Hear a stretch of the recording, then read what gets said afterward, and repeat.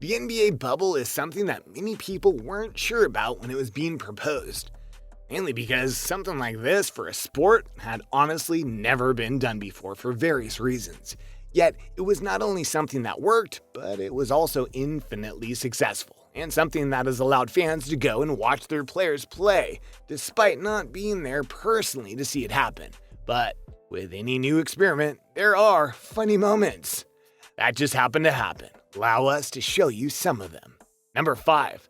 The accommodations. Let's start with the most obvious one, shall we? When it came to the NBA bubble, the biggest question was where the players, coaches, team staff, and of course the media were going to be staying. The answer to that was various hotels within the bubble in Orlando, Florida, which was the home city of the bubble after much debate. Once everyone started to file in, the real question was about how long this could possibly last. Again, it's never been done before, but surprisingly to all, it did work, more or less.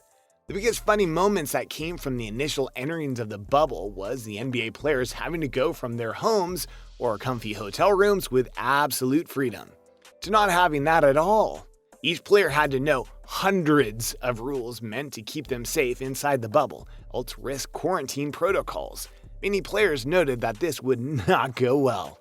Plus, the food accommodations weren't much better. Many people took pictures of subpar meals being delivered to them because they could only go and eat from certain places. In fact, one player actually broke protocol because he wanted a better meal than what was being provided. Players also complained of things like the other players dribbling basketballs in their room at 3 a.m. in the morning and such. This is what happens when you keep so many players confined in a single space. Number 4. The Snitch Hotline. Okay, so remember when we said that the players had to memorize a whole bunch of rules in order to stay safe within the bubble? Well, obviously, as we also noted, that didn't happen as much as you might think. So to help facilitate things and ensure that everyone was on the up and up, the NBA put in a Snitch Hotline. It would later be called for other players to go and rat on others who were breaking protocol. This is hilarious for all sorts of reasons, not the least of which is because that is a lot of power to give the players considering that they were going to be facing each other on the courts eventually. LA Clippers coach Doc Rivers noted that by the time I'm done, there will be no players available on any of the other teams. He said that jokingly, of course, but obviously all the coaches felt that way at one point or another, because if you could rat someone out to get them off the court and help your team in the playoffs, wouldn't you do that? Exactly. Now, obviously that hotline didn't have that effect, but it could have. Number 3, doubting the Lakers. You'd think by now we'd learn to stop doubting LeBron James and the Los Angeles Lakers. They helped secure their number 1 seed in the playoffs, but then went on a losing streak of sorts. Then they lost their first playoff game against the Portland Trail Blazers, and everyone wondered if it was the end. And the Lakers won the next 4 games. After that, they played the Rockets and lost the first game, and people wondered if this was the beginning of the end. Then they won 3 straight and are looking to close them out. Now, this isn't to say that they'll win it all. Still, it's too early for that. It's funny how people look at one game or a small set of meaningless games and cry wolf when the wolf is on the court, still scoring like crazy. Number 2, the second bubble. Without a doubt, there were many people who doubted the power of the bubble because there had been no precedent before it.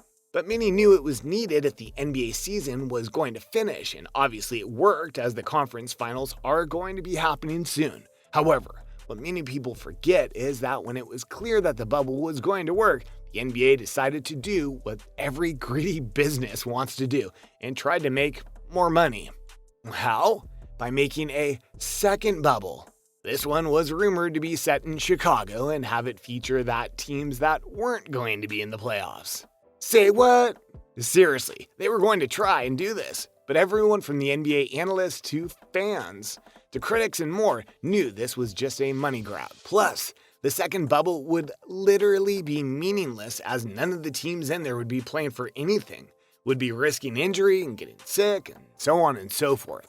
So yeah, the second bubble didn't happen. But it's something that's hilarious because it's yet another case of a group of rich people trying to make more money in the midst of a bad situation and watching it backfire in their faces. Number 1, the protest reactions. This one's not funny in a ha-ha way, but rather funny that people think so little of sports players at times.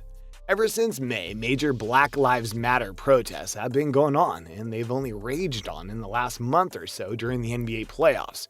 So much so that the Milwaukee Bucks led the way by protesting everything, refusing to take the court, trying to inspire real change by going after the money the owners weren't going to make while they played.